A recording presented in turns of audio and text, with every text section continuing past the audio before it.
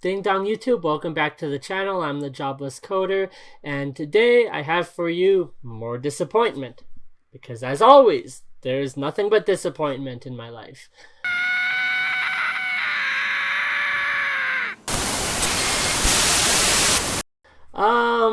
Where should I start? Well, first of all, I'm sick. I went to a concert 2 weeks ago, and I got something there. I don't know if it's COVID. I haven't been out to get tested. So I've just been staying at home here, and the throat and it's been bothering me, and the sinuses have been bothering me. I did get vaccinated. And so if it is coronavirus, I'm vaccinated.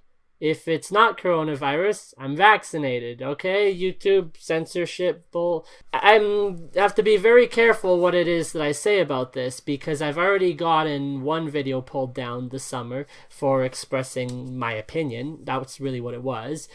Even if it's only a 5-second segment of a video, you know, I am not one for self-censorship. In fact, I extremely despise self-censorship, but at the same time, if I'm going to take the time to film and edit this half hour, 40-minute, however long this video ends up being, and then 5 seconds of saying something that I shouldn't gets me banned or gets the video pulled down, all this work is gone for nothing. Because you can have a 20-minute video where you talk about a bunch of different things. 5 seconds worth, you break their policy, video's gone like that. You get a 60-day suspension. So I got vaccinated because I'm going to be joining the military. Fingers crossed, hopefully in a couple months here. And I know that I'm going to need it to get in. I waited until the J&J was available because I didn't want to be doing the double dosage or anything like that.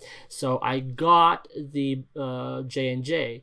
And then after the 2 weeks period that you're considered fully inoculated, I woke up on a Tuesday morning and I listened to the radio, and they came on the radio and said that they were almost out of concert tickets for the USS Performance in Edmonton, and they said that it was going to be the last performance in Edmonton, and they were doing their final frequency tour. And I was like, wait, what? My favorite band in the world is doing their final tour across Canada and parts of the States. And so I was like, I need to get tickets now. So I went on there, and sure enough, that night, I was listening to the radio at 6 o'clock in the morning. That night was the performance in Red Deer. And so I was like, boom, I got to buy a ticket right away. And it was good that I got vaccinated when I did, because it had just been the 2-week period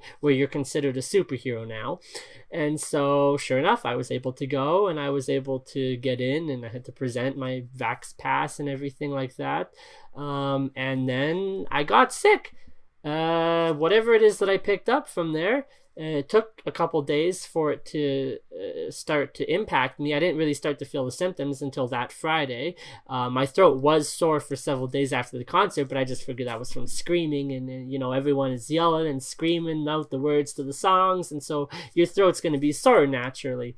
And I've been sick ever since. Hopefully it's gone by Christmas, but I'm at the point that I don't know, it could persist into Christmas, and I might have to go to get tested. But for me, the reason I'm not going to get tested, at least as of now, is because of time. Mostly, I just don't have the time to go to the hospital and sit there for 6 hours to get tested, to see a doctor to tell me that I may or may not have it. And then if I do have it, it doesn't change anything. What am I going to do? Go home and sit in my bed and wait for it to go away? I'm also not going to spend $20, $30, $40 on a rapid test at home kit, because why would I waste money on that? What good does knowing do for me? Not really much. So either way, that's where things are with that.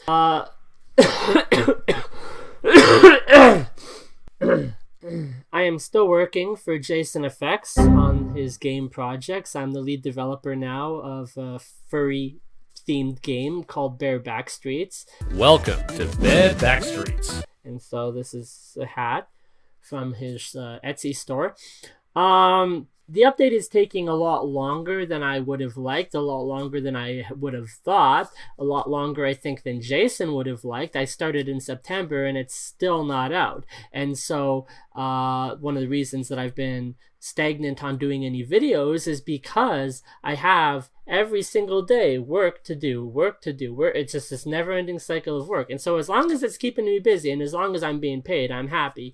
But I do feel that, you know, I need to make some videos now and then, hopefully before Christmas here. Well, especially before Christmas, because right after Christmas, we're going on vacation with the family, and then it'll be, you know, the beginning of January, and then it's like, you know, and it's like I've lost all this time. So as a result of working on this game, I've postponed the plans that I had for the Christmas decoration sandbox. If you had watched my previous video about the Halloween decoration sandbox, I had made remarks about how I wanted to reskin the game and then upload it for December for the Christmas decoration sandbox. Well, it's not going to be coming until next year, if it does come at all, knock on wood, because I haven't had any time, not an ounce of time to work on that. I've spent all my time working on this other project. So unfortunately, I've had to put it on hold here, and maybe next Christmas it'll be something that'll be added to the store. It's frustrating because I haven't had a new game on Steam in over a year. My last game that was officially announced and released was the Halloween game last October, and then I had a big update this October to add in VR. Speaking of the Halloween game, I do have my very first review on the Steam store now, and it's not good. It's not recommended. However, that being said, the review is not without proper criticism. It's not just, oh, I hate this game and it's awful, you shouldn't play it. Everything the guy talks about as to why he gave it the rating that he did, it's like, yeah, that's valid, and I know about this bug and that bug and these issues, and it still needs this, and there's those features that are missing and these features that haven't been added, and so he made a video, a 15-minute review video. Now, there was another video that was made about the game, and it was 15 minutes of gameplay without any verbal discussion. This was the first review that I've got of a legitimate review, very first review that comes from somebody that's, you know, not friends or family that have played or tried the game. So this is like, wow, this is big news for the company here, Tech Skull Studios, that we now have our first review. Unfortunately, it's not great, but like I said, the criticism is justified. The things that he brings up, the features that are missing, the lack of content in the game, on and on and on. It's all justified, and it's like, yes, I know about all these issues. If I could clone myself 3 different ways, I could have one person making YouTube videos all day, one person working on the Backstreet's game all day, another person working on the other projects. I need more time. There's only so much time. And then, you know, when you're sick and then you're zapped with energy, it's like you wake up and you sleep 20 hours and then you get 4 hours of productivity in the day, and then you're just it's not good. It's not good. The other thing that is disappointing this month is that in November, kind of midway through November, I found out that Lego was hosting an official contest with Unity, in collaboration with Unity, as they have this toolkit package that they've made with Unity to make the building of Lego games a lot easier. I'm a big fan of the Lego brand and the product. Lego is actually one of my favorite video games of all time. You know, not any one in particular, but just the genre. I love playing the genre. If I was to ever work for a games company, if I could like pick the games company I wanted to work for, it wouldn't be Blizzard, it wouldn't be Activision, it wouldn't be Ubisoft, it wouldn't be Rockstar Studios. I would want to work for TNT Games in association with Warner Brothers Media and work on the Lego games, because that seems really fun. So the contest that was being held was to make a game, and it was like, all right, this is cool. It'd be like a little game jam. And when I found out about it, the deadline, I think, was November 18th, if I remember correctly.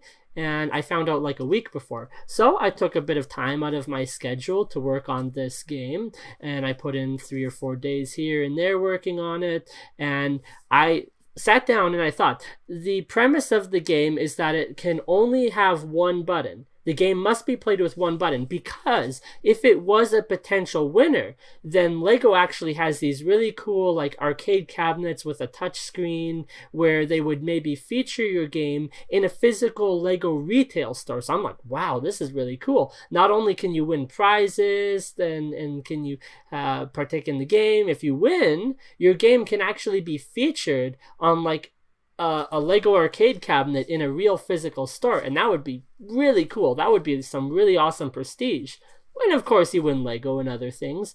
So I thought to myself, what was the most interesting game that I could make with just a single button? And it was genius. I had an absolutely brilliant idea, because I thought about what was the most enjoyable part of playing Lego games, and I realized that, at least for me, the most enjoyable part of a Lego game is the stud collection. I just love it. Running around collecting the studs, you get those satisfying sound effects and the flashy, shiny colors. It's great. So I was like, I know, I'm going to make a game where the entire purpose of the game is to collect Lego studs. And so I did. I set up this game with this butterfly net where you would hit the button and it would flip up and the studs would come out of a portal. And I needed to make it a little bit more interesting.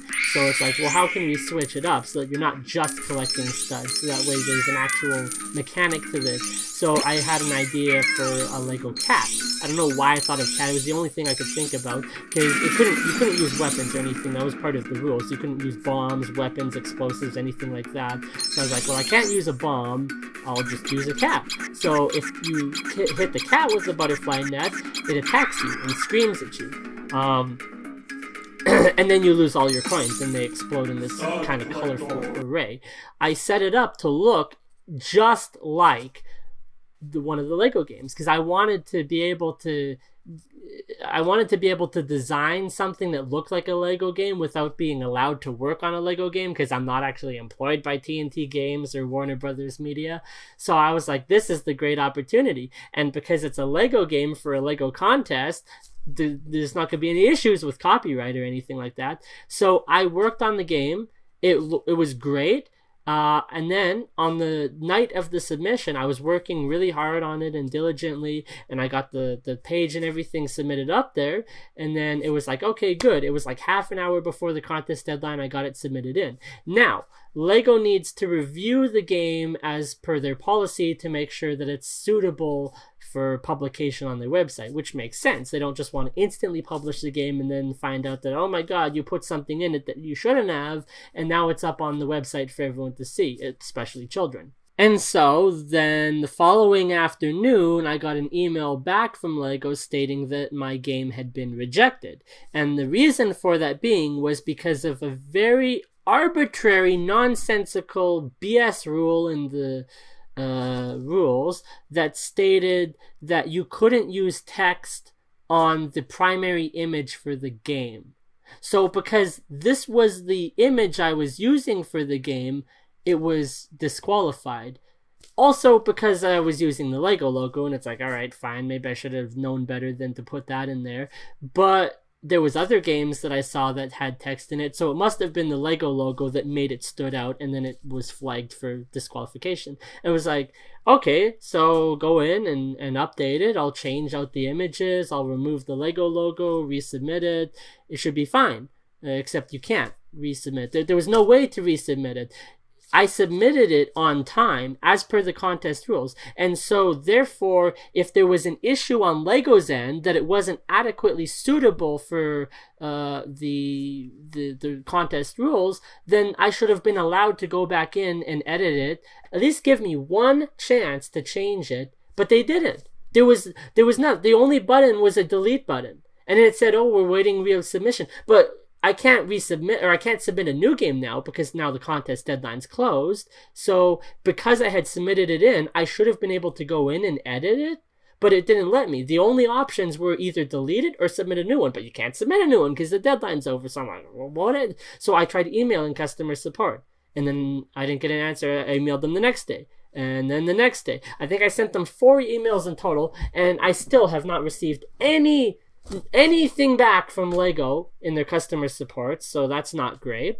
And it was depressing, you know? I guess I'm in the industry of making games that nobody plays, you know? I get it, you know, it was only a couple days worth of work, but I don't like spending time on stuff that nobody gets to see, nobody gets to play, nobody even knows exists. So I was pretty bummed out that I missed out on that. So it was 100 entries, right? My thing wasn't even shown in the list of entries. There was like 104 entries, and my game was not on there. And so that was really depressing to spend this time and have a really good idea. At least I thought it was a good idea, maybe even worthy of winning. It didn't get submitted. So I thought, okay, well, how can I use this to my advantage? So I thought maybe what I'll do instead is I'll make a free Steam game, and I'll complete this game. I'll put a bit more time and effort into it, and I'll complete it. I'll add a bunch of achievements, maybe make a scoreboard, blah, blah, blah, and I'll release it on the Steam game. The other reason for that being is that the Steam Deck is coming out very soon. I don't know if they have an announcement date for it yet or not, but it's going to be probably before Christmas, after Christmas, within the next month here. And none of that one game, I should say, Halloween Decoration Sandbox, is optimized for mobile. It's the Halloween game is not really a game that I even want to be available on mobile. But this is a very small game. It's perfect for mobile, and it's just like, great, I can optimize it for the Steam Deck and then have it released day one of Steam Deck launch. It'll be in the store, and so it'll automatically be pushed to the top of the algorithm. It'll appear above other games because it's been optimized for the Steam Deck. And I thought, this is good. So then I submitted it for review with the Steam store, and they come back and tell me, oh, it's no good because of the copyright issues. And I'm like, what do you mean the copyright issues? It's Lego. I took out all references to Lego and the brand name and the logo and anything that would have said that it's Lego. Like, obviously, yeah, you can tell it's Lego, but there's like 20 other brands that sell the same plastic shit. There's Mega Construction Blocks and Kinects and all sorts of other, it's all the same plastic shit. So why can't I make a game that, oh yeah, it's Lego, but it's not using their logo? I'm not infringing on any copyright, I'm not infringing on any trademarks, I'm not utilizing their brand name, but apparently it's no good. I need to get explicit approval from Lego in order to use the game. So if there is a 1 in a million chance that somebody who actually has connections to Lego or works for Lego is watching this video and actually finds this game intriguing, feel free to reach out and email me. I'm always open for discussion. We can work something out here. From your perspective, you don't have to pay me a dime, as the game would be free anyway. That was another thing too. The game was listed as free on the Steam store. It was going to be a free game. I was going to put no advertisements in it. There wasn't going to be a dime made from this game other than the potential to get my name out there and get more people playing more of my games and more publicity. Other than that, no money would be made from it. Nope, can't do it, trademark infringement, blah, blah, blah. And I'm like, this is stupid. This is bullshit. Like, seriously. And the thing that irks me the most is that Lego specifically made this toolkit for Unity developers, stating that they want the community to develop more and they want to see everyone's creations. But where? Where am I supposed to post this game if I can't do it without infringing on copyright issues? I can't post it anywhere else other than the odd time that there might or may not be a contest that comes out. And yeah, okay, you make a game and it's a Lego game and it appears on the Lego website as part of the contest. That's great. But like, how am I supposed to share anything that I make with Lego using this toolkit if you use any of their assets and it's an instant copyright infringement? Like, I don't get it. So either way, it's disappointing that nobody's seeing this game. If you do want to play it, the link is in the description below. It's a Unity Play Store thing, so you can go there. It's a Flash WebGL game that you can play right now, and if you like it, it's cool. I don't really know how to change it either. It's not really a game that can be changed because the whole premise of the game relies on collecting Lego studs. You take that out, you take the Lego out of the game, and the game doesn't exist. So now I've got a a Steam game key that is just sitting blank. I might utilize it for something else down the road in the future, but for now it's like I can't do anything with it. That sucks. So other than that, that's, like I say, the disappointment that I'm dealing with right now. Hopefully you'll stick around for next updates whenever they come out regarding everything that's happening in my life. And until then, I guess you'll just have to wait until the next video. Thank you for watching, and I'll see you in the next one. Bye.